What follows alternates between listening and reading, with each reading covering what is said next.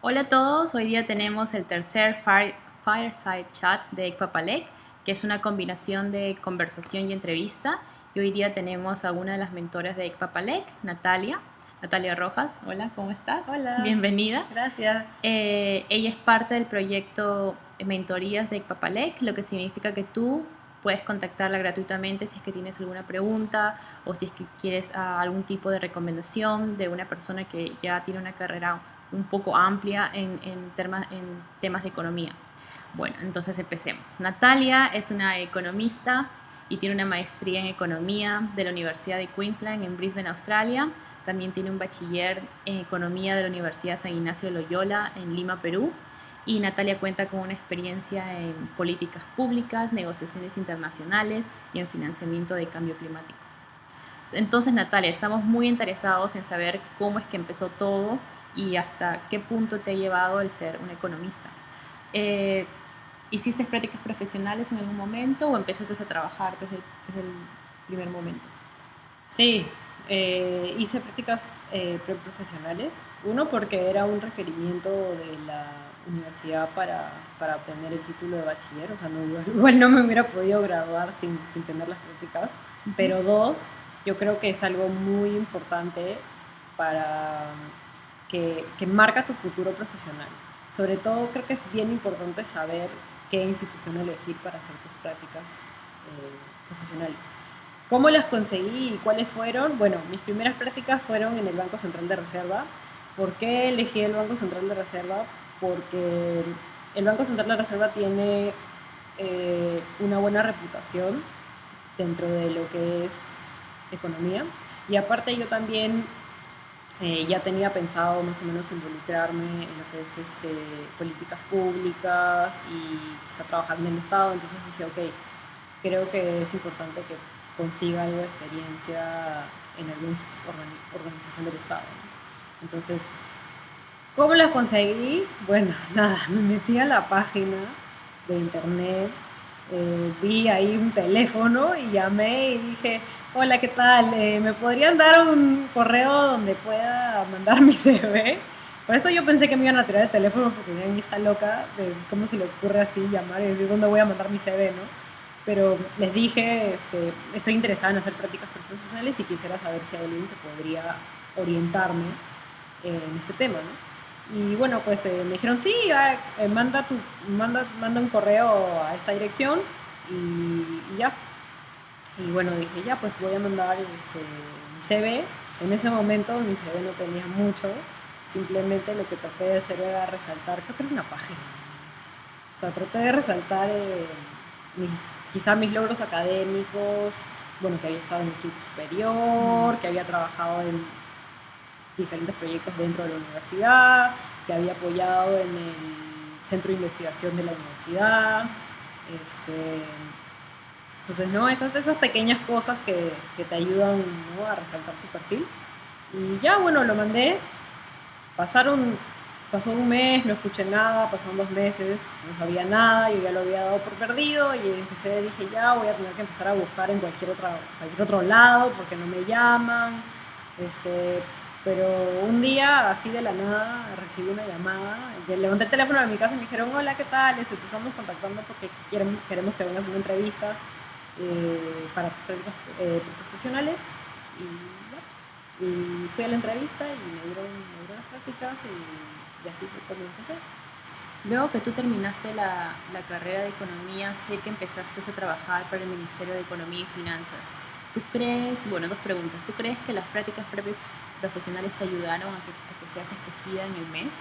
Y lo segundo es, ¿cómo conseguiste el trabajo en el MEF? Ya. Eh, Primero, mi primer trabajo profesional no fue en el Ministerio de Economía, fue en una consultora privada que veía temas de cambio climático, básicamente temas de mercados de carbono, que son unos mecanismos para el comercio de emisiones dentro de Naciones Unidas. Eh, y bueno, ahí trabajé más o menos por 1 año y medio y luego decidí que, bueno, era un momento de cambio. Aparte yo ya tenía pensado que quería estar en organizaciones que eran temas de políticas públicas. Entonces empecé a buscar y empecé a entrar a la página del mes, ver procesos, los procesos que se abrían para contratar personal, y en eso encontré Una plaza. Sí, se abrió una plaza que pedían un economista que tuviera experiencia en cambio climático y postulé. Pero lamentablemente no me aceptaron en ese momento. Y bueno, yo dije, bueno, ya tendré que seguir buscando. Bueno, y entre que seguía buscando, me llamaron de un momento a otro y me dijeron, se está abriendo esta otra plaza para un economista de cambio climático y hemos visto tu CV y quisiéramos que apliques al proceso, ¿no? Y lo que pasó fue que la persona que antes estaba viendo estos temas se iba a hacer una maestría y tenían que pensar rápido en alguna persona que tuviera esa misma experiencia y que había visto estos temas. Entonces se acordaron de que yo había pasado por esta entrevista anterior. Interesante. Y me llamaron y me dijeron, por favor, aplica, ¿no? Y bueno, apliqué y bueno, ahí me hicieron un examen y luego una entrevista y así fue como llegué. Y luego sobre tu pregunta, sobre si creo que mis prácticas profesionales influyeron o tuvieron algún impacto en obtener ese trabajo, sí, yo creo que sí, porque uno de los requerimientos para trabajar en el INES era que yo tenía que tener alguna experiencia mínima en alguna organización del Estado. Entonces eso me ayudó mucho a poder postular esa plaza, porque si no, como los procesos de contratación del Estado son bastante rígidos, o sea, o cumples los requisitos o no los cumples, ¿no? Entonces, simplemente pasan los CVs que cumplen los requisitos que están estipulados en el proceso, ¿no? Entonces, eso me ayudó bastante. Y segundo, porque no simplemente es una organización del Estado, sino porque es una organización que se sabe que forma a buenos profesionales o que contrata gente con cierto grado académico, con cierta, digamos, ¿cómo lo puedo decir? Con ciertas habilidades y... Con ciertas habilidades, pero más con ganas de trabajar para el Estado y ganas de trabajar en políticas públicas, ¿no? Y que Entonces, conocen más o menos los movimientos del Estado, cómo se maneja, sí, cuáles son los diferentes niveles, sí, las organizaciones y los diferentes eso. pasos, me imagino. Exactamente, sí. Entonces creo que eso fue mis prácticas fueron de todas maneras una ayuda para conseguir ese trabajo. ¿Y qué tipos de proyectos tú como economista tuviste que desarrollar dentro del MEF? Tengo dos etapas en el MEF. Mi primera etapa es antes de mi maestría, mi segunda etapa es después de mi maestría. La primera etapa, que es antes de mi maestría, estuve involucrada en temas de cambio climático, creo que ya lo mencioné. Fue una de, en verdad, las experiencias más gratificantes de mi vida. Uno, porque yo era bastante joven cuando recién ingresé, y creo que no había mucha gente joven en el ministerio. Si no me equivoco, tenía 23 cuando ingresé. Y es un mundo completamente diferente, ¿no? Y aparte, tuve la suerte de entrar a una dirección o a una oficina donde realmente te daban la libertad de liderar tus proyectos, coordinar tus propias cosas. Obviamente siempre siguiendo como que las líneas que te da tu jefe, pero te daban la oportunidad de liderar, digamos, tus propios temas, ¿no? Ser independiente y aprender a ser independiente. Sí, y aprender a ser independiente. Eso es verdad. Que en verdad es una suerte porque eso no sucede mucho en ciertas organizaciones del Estado. Eso fue el área de cambio climático, más o menos. ¿Y el otro área creo que mencionabas? Sí, no, justo quería decir que en la parte de cambio climático trabajé en varios proyectos que fueron en verdad bastante revolucionarios, porque por ejemplo, uno de ellos era tratar de institucionalizar el tema de cambio climático dentro del ministerio, que eso es bien importante porque creo que hasta ese momento no se había considerado el cambio climático como una variable relevante para hacer política económica. Entonces, era un proyecto para que todas las áreas piensen en que el cambio climático es algo a tomar en cuenta al momento de diseñar políticas, ¿no? Eso es otro de los proyectos en los que estuve involucrada fue en el diseño de una estrategia de inversión forestal. La estrategia se trabajó con el Ministerio del Ambiente, con el Ministerio de Agricultura y con la colaboración del Banco Mundial y del BID. También estuve involucrada en coordinar el estudio de impacto económico del cambio climático en el Perú, hasta cierto punto, porque luego me ofrecen mi maestría. Y diversos proyectos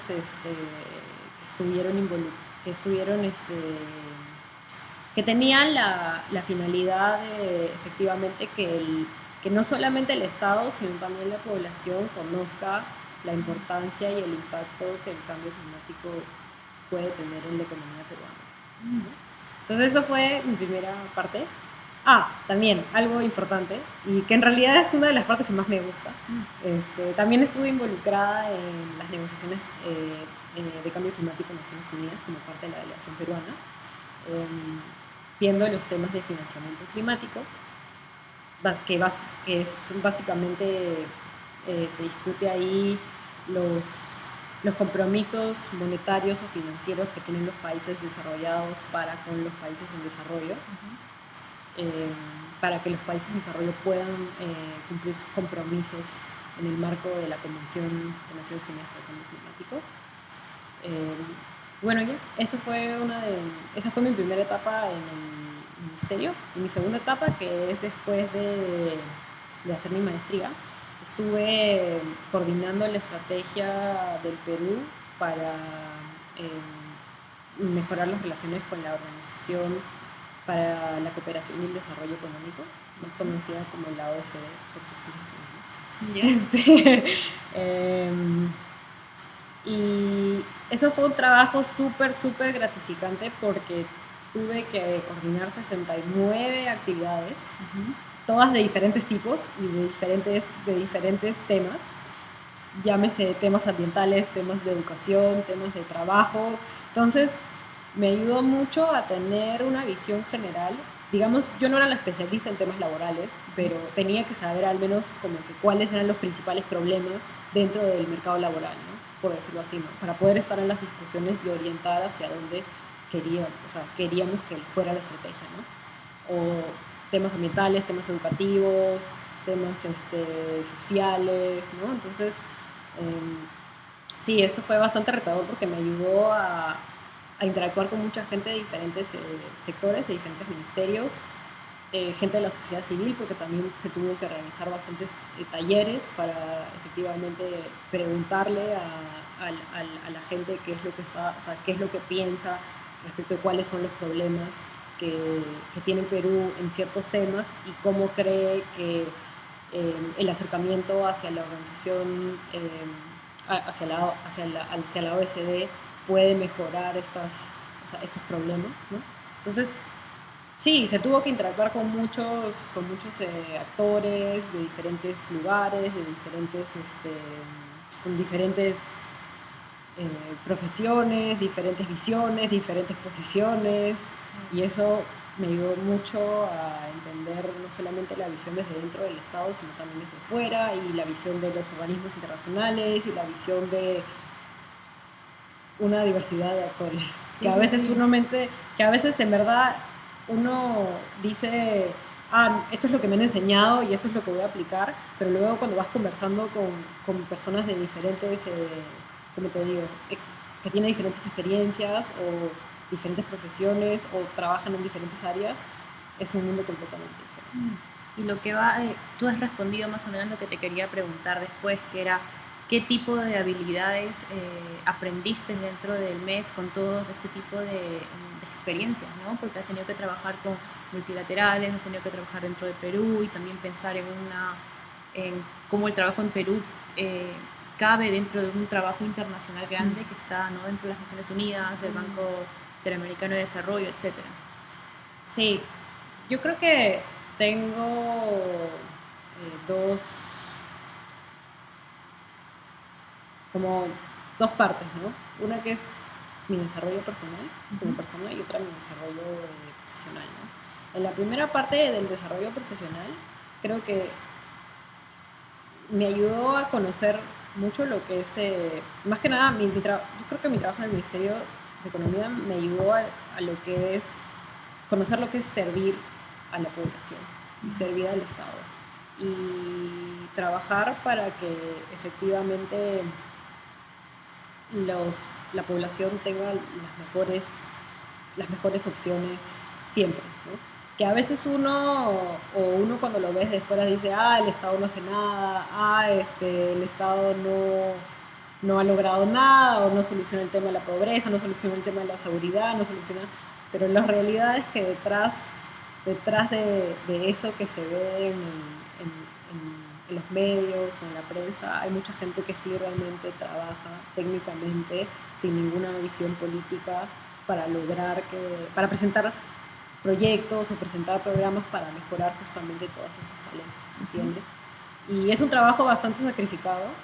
Creo que aprendí también a trabajar duro y a trabajar overnight, como se dice, de día y noche, sin parar, contestando el teléfono si me necesitan. Pero creo que eso, o sea, si bien a veces es agotador, creo que sí paga después para lo que es tu desarrollo personal y quizá también tus relaciones profesionales o tu networking, como se dice, ¿no? Y bueno, y ahí va la segunda parte que quería decir. Y en mi desarrollo personal creo que me ayudó mucho a tener confianza en mí misma. El hecho de poder asistir a diferentes reuniones internacionales o foros, organizaciones a tan temprana edad, realmente, no sé, me hizo crecer como persona. Uno, porque tenía que viajar sola muchas veces y irme desde un día, tenía que ir medio día a trabajar y luego agarrar mi maleta, irme al aeropuerto y coger un vuelo hacia el otro lado del mundo y levantarme al día siguiente con jet lag, sin jet lag, cansada, no cansada, no importa, a hacer lo que tenía que hacer. Y creo que eso me ayudó justamente a mi desarrollo profesional, a crecer como persona, ¿no? O sea, a decir como, bueno, ok, esta es mi responsabilidad y no importa si me siento mal, si hoy día no tengo ganas, si hoy salió el sol o está lloviendo, esto es lo que me han encomendado, esto es lo que tengo que hacer y para eso estoy aquí. Tu sentido de compromiso hacia los pobladores peruanos, digamos, era como tan fuerte que era como que tu motor y motivo también como para, así estés cansada, así se tengan que trabajar más horas, ir y hacer lo que se tenía que hacer. Sí, que luego eso te hace también, como te digo, crecer como persona en muchos aspectos de tu vida. O sea, te hace también organizarte en tu vida personal, en tu casa, porque tienes tan poco tiempo que igual tienes que dedicar la atención a tu familia, a tus estudios o a tus hobbies, que también te hace organizarte mejor como persona, ¿no? Bueno, definitivamente tu experiencia con el MEF creo que va a incentivar a que muchos latinoamericanos traten de ingresar a este tipo de organizaciones dentro de sus países, así que gracias por eso. Y te quería preguntar qué es lo que estás haciendo ahora. No quería asustarlos con las horas de trabajo, pero sí, a veces es así. ¿Y en qué es lo que estás trabajando ahora? Actualmente estoy trabajando estoy brindándole asesorías al Ministerio del Ambiente del Perú. O del Ministerio de Economía te pasaste al Ministerio del Ambiente. Sí, bueno, ahorita estoy de asesora externa, por decirlo así, porque, bueno, estoy en Australia, pero ya le sigo brindando asesoría al Perú. Sí, eso es lo que... En temas de cambio climático. Otra vez he vuelto al cambio climático. Sé que en este año has estado viajando mucho a reuniones internacionales. ¿Nos puedes contar un poco acerca de qué eran estas reuniones? Sí, he vuelto... Bueno, primero de repente la gente se está preguntando cómo esta chica se va a Australia y vive en Australia y trabaja para el Perú. Bueno, y ahí es algo que justo quería resaltar y decirle de repente a los que están viendo este video, que yo conocí mucha gente en mi periodo inicial en el Ministerio de Economía cuando trabajaba en cambio climático, y como viajaba tanto y coordinaba tanto con ellos, desarrollé muy buenas relaciones, y tal es así que, bueno, yo vine a Australia, yo hice mi máster en Australia, luego regresé a Perú y luego he vuelto a Australia por razones personales, pero tal es así y tal era la buena relación que tuvimos, que aún sabiendo que yo me iba a Australia, me llamaron y me dijeron si podía apoyarlos durante el 2015 y parte del 2016 en todos los temas relacionados a financiamiento climático en el marco de sus acciones con las Naciones Unidas. Entonces, sí, eso. Entonces sí, en verdad yo me siento ahorita muy emocionada de poder haber tenido la oportunidad de ayudarlos, aunque sea desde tan lejos. Y bueno, gracias a eso y que los estoy ayudando, ahí vuelvo a tu punto de las reuniones internacionales. Estuve involucrada más que nada en asesorar al viceministro de Desarrollo Estratégico de los Recursos Naturales en su rol como copresidente de la Junta del Fondo Verde del Clima, que es un fondo que se creó en el marco de las negociaciones de cambio climático en Naciones Unidas. El fondo se creó en la conferencia de las partes de Cancún, en la COP16. Y desde ese momento han habido varios diferentes milestones. Y bueno, este año, bueno, antes de eso el fondo eligió a miembros de la junta directiva, y el año 2015, no este año, perdón, el año 2015, el Perú fue elegido como copresidente de esta junta directiva.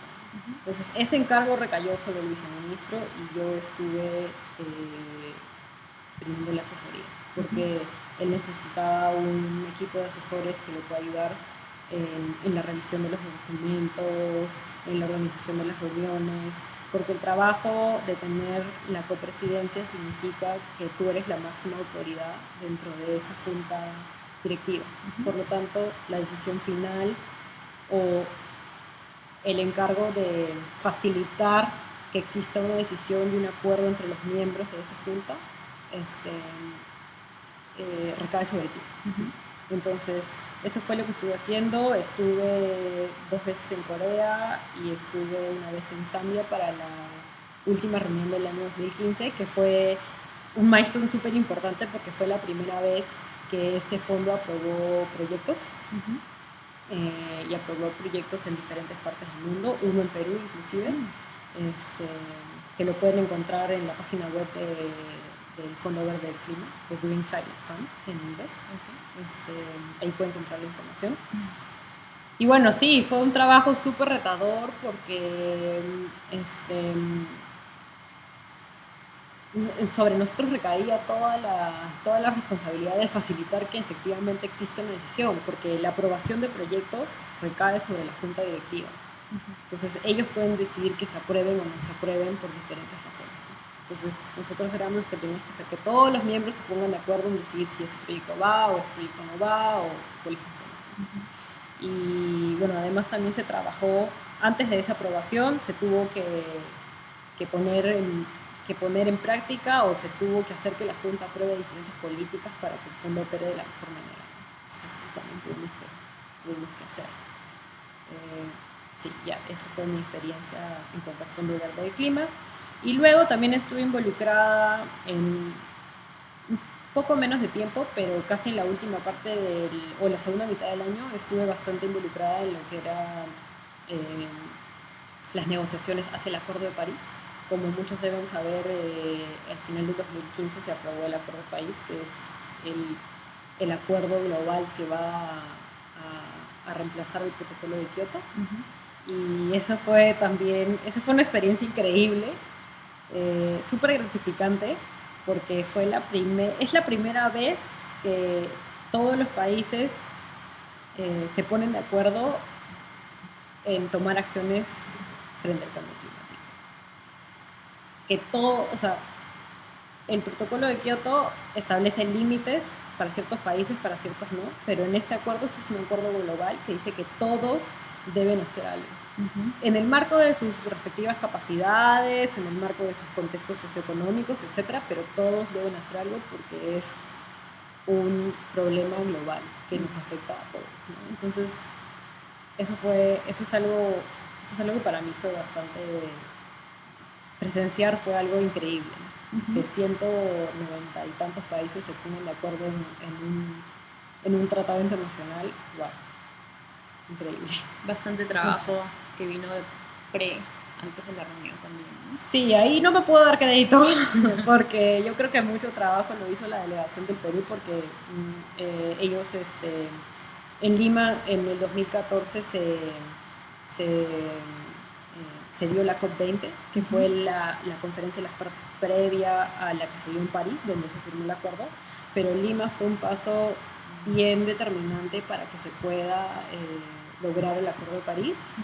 Y el paso de Lima hacia París, que es donde el Perú aún ejerce la presidencia de la conferencia de las partes, fue bien importante porque el Perú actuó como un facilitador entre los diferentes países para que se pueda lograr el acuerdo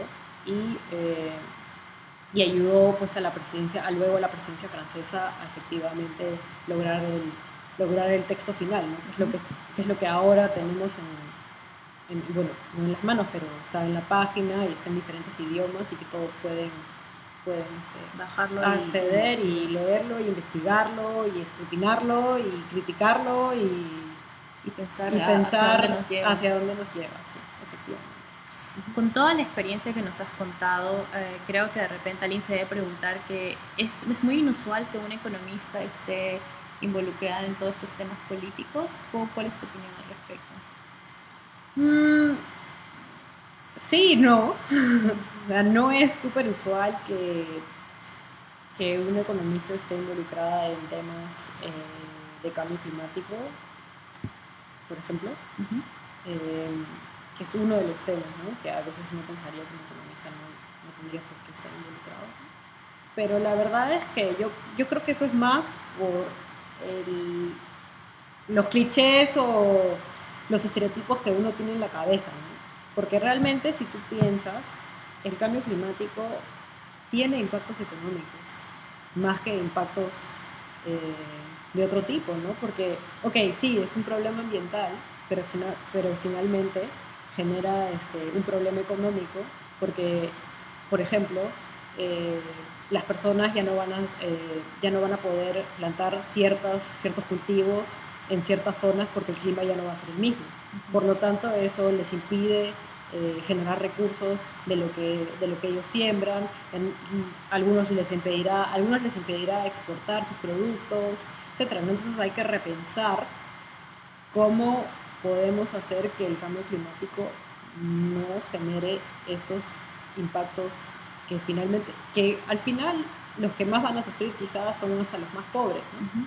Entonces, sí, efectivamente tiene un impacto económico y para eso tiene que haber economistas que se den cuenta de esos impactos económicos y generen políticas para contrarrestar o para mejorar nuestra respuesta hacia esos impactos que se vienen. Bueno, antes que te haga la última pregunta, Natalia, me gustaría hacerte la pregunta que 2 personas que son parte de la comunidad de Papalec te mandaron 2 preguntas. La primera pregunta es de Katia Vila Mamani, que es de Juliaca, Perú, y ella dice: hola, ¿podría preguntarle sobre su experiencia en la COP21 y cuáles son los aspectos que se deben trabajar más con los jóvenes peruanos en cuanto al tema del cambio? Bueno, yo creo que esta respuesta va no solamente a qué es lo que los jóvenes peruanos, pero todos los jóvenes latinoamericanos deberían hacer ahora en vista de lo que pasó en la COP21, en el acuerdo de la COP21.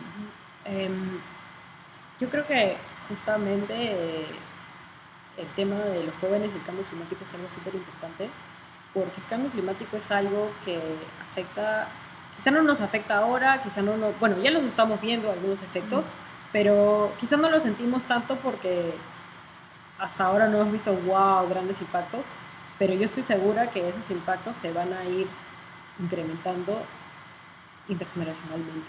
Mm. Es decir, que los jóvenes de ahora, cuando tengan 50 o 60 años, van a empezar a ver los impactos, y es por eso que creo que los jóvenes tienen un rol súper importante.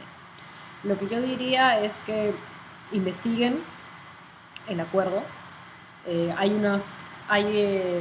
Si no me equivoco, los gobiernos están llamados a comunicar a la población cuáles son los compromisos que se han asumido en el marco de este acuerdo. Además, también están obligados a educar a la población sobre los temas del cambio climático y a fomentar que la población conozca y además tome iniciativas sobre el tema. Entonces yo creo que los jóvenes tienen eso, o sea, dado que ya existe un acuerdo que finalmente llama a los gobiernos a hacer esto, yo creo que los jóvenes tienen toda la posibilidad de alzar la voz y pedirle y exigir a los gobiernos que se hagan cosas, que se haga algo respecto de estos temas, ¿no? Porque las herramientas están y al finalmente también la obligación está. Lo que sucede es que a veces muchas personas no nos dedicamos a quizá buscar lo que está en el internet, o enterarnos un poco más de la historia de esos temas, o digamos, por ejemplo, claro, la gente sabe que existe un Acuerdo de París, pero no sabe que finalmente existe este llamado a los gobiernos que te estoy contando ahorita, ¿no? Entonces claro, la gente dice, bueno, ¿y yo cómo me veo involucrado, no? Pero sí hay formas en las cuales uno está involucrado, y uno, además de estar involucrado, tiene la posibilidad de exigir que se hagan cosas, ¿no? Por otro lado, también hay iniciativas dentro de Naciones Unidas que invitan a la población. Hay una que me parece súper bonita y súper interesante, que se llama ¿Qué significa para ti el Acuerdo de París? Que se trata de grabar un video donde cada uno explica qué para ellos significa este acuerdo y qué, digamos, impactos tiene en su vida como ser humano. Pero esto me parece súper importante porque uno dice, ay, no, es simplemente un video que se cuelga ya. No, es importante porque a la gente que hace política, a la gente de estas organizaciones, a los gobiernos, les sirve como feedback para saber qué está pensando la población, ¿no? La población que no necesariamente se sienta a discutir estos papeles, a discutir estos acuerdos, a discutir estos temas, ¿no? Entonces, claro, o sea, porque uno se puede sentar y puede discutir pensando que, esto es el mejor interés para la población, ¿pero realmente lo es? No, o sea, es importante que la gente haga y se involucre en estas campañas, porque la gente que finalmente toma las decisiones tiene que saber qué es lo que está pensando la población que no puede asistir o que no está directamente involucrada. Gracias, Natalia. Creo que has mandado un consejo súper importante, que es nuestra responsabilidad y también de nosotros depende de cómo serán los acuerdos que tomen los líderes mundiales más adelante, ¿no? La siguiente pregunta viene de Londres y es hecha por Joana Flores y dice si tienes alguna recomendación en cómo encontrar trabajo como economista en desarrollo internacional, porque parece de que hay muchas oportunidades que son no pagadas, y si tienes algún tip acerca de cómo conseguir de que te paguen por tu trabajo como economista a un nivel de desarrollo internacional. Gracias, Joana. Gracias por la pregunta. Y sí tienes razón, es difícil. Hay muchos internships por ahí que efectivamente no son pagados. Que ojo, no digo que porque no sean pagados no valen la pena. Yo creo que valen mucho la pena, sobre todo por el impacto que va a tener tu CV luego de poner ese internship en tu currículum, en tu experiencia profesional.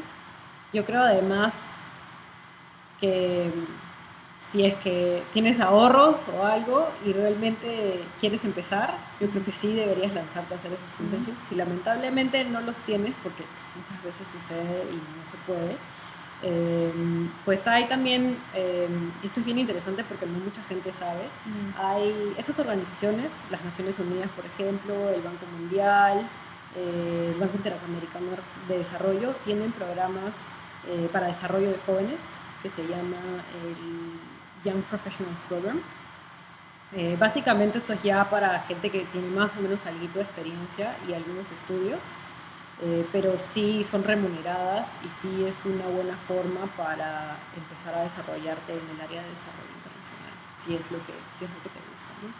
Pero básico, tener una maestría al menos, básico saber inglés y básico tener algo de experiencia profesional. Y más allá de saber inglés, escribir también en inglés porque las aplicaciones son bastante pesadas en términos de resaltar pues lo que tu experiencia y más que resaltar tu experiencia, por qué quisieras estar en esas organizaciones. En esos programas para jóvenes sí, profesionales. Que son competitivos porque efectivamente muchos jóvenes quieren ingresar a estas organizaciones. Claro, si yo recuerdo bien, creo que el Banco Mundial tiene un programa de Young Professionals, que es profesionales jóvenes. Las Naciones Unidas de Desarrollo de Poblaciones, UNICEF, creo que todas ellas pueden ir a visitar su página y entrar y buscar. Creo que también el Banco Interamericano de Desarrollo también tiene. Entonces lo que ellos están buscando es talento joven que acaba de terminar la maestría o está en los últimos años para... Y no solo eso, también tienen programas de research programs, o sea, no solo los Young Professionals, que es más como para digamos, posición de analista, pero también hay gente, pero para la gente que le interese la investigación, también tienen algunos programas para hacer research. Y sí, o sea, nada más lo que toma es entrar a la página y escrutinar la página hasta donde puedas. Sí, es lo que también siempre digo, siéntense, investiguen en el internet y lean y apliquen. Natalia, última pregunta, ¿cuál es, con toda la experiencia que has ganado, qué lecciones aprendiste a lo largo de tu carrera y especialmente por haber empezado en este ambiente tan joven? ¿Tienes algunas recomendaciones para los jóvenes latinoamericanos que nos están viendo ahora? Sí, sí, para que no metan la pata como yo, no mentira, sí, varias veces metí la pata. Yo creo que a veces uno, por ser joven, piensa que su opinión no cuenta o que no debe decir nada o que no debe opinar, pero yo pienso que en la medida de lo posible, y obviamente viendo ciertos límites también, creo que es importante que los jóvenes opinen, presenten propuestas y den su opinión respecto de los temas que se están discutiendo, ¿no? Obviamente, pienso que si no sabes algo es importante preguntar y justamente eso también, no tener miedo de preguntar, pero sí creo que es importante que al menos denoten que existe un interés en trabajar en los temas. O sea, independientemente de que estés correcto o no correcto, que estés bien o mal, creo que es importante de que el interés de trabajar se muestre, ¿no? Y hay otra cosa que a veces siempre le digo a mis hermanos, sobre todo porque, bueno, mi hermana ya está trabajando, pero mi hermano está haciendo una práctica, y le digo, mira, o sea, no tengas miedo, o sea, si estás haciendo, para los que están haciendo internships, les digo, no tengas miedo de equivocarte, porque a veces uno dice, ay, quiero causar una buena impresión y no me quiero equivocar y estás estresado. No tengas miedo de equivocarte porque, o sea, en este momento de tu vida la gente espera que cometas errores. O sea, tú estás ahí para aprender y no para tú ir a enseñarles lo que tú sabes. Porque esa gente probablemente lo que tú sabes ya lo sabe y ya lo pasó. Claro. Más bien es el momento para que tú aprendas y aprendas de esas personas y aprendas de las organizaciones y aprendas de lo que hacen. Y si cometes errores, créeme que va a haber alguien que los va a resolver por ti. Si es que estás haciendo un internship. Ya luego ya es un poco más serio, pero eso era para los que están haciendo un internship. Una pasantía, claro. Bueno, o una práctica, ¿no? Claro. Bueno, que no tengan miedo a preguntar, como dice Natalia, y de que creo que se aprende probando, ¿no? Sí. Y otra cosa importante, no tengan miedo al internet. Sí. En Google está todo.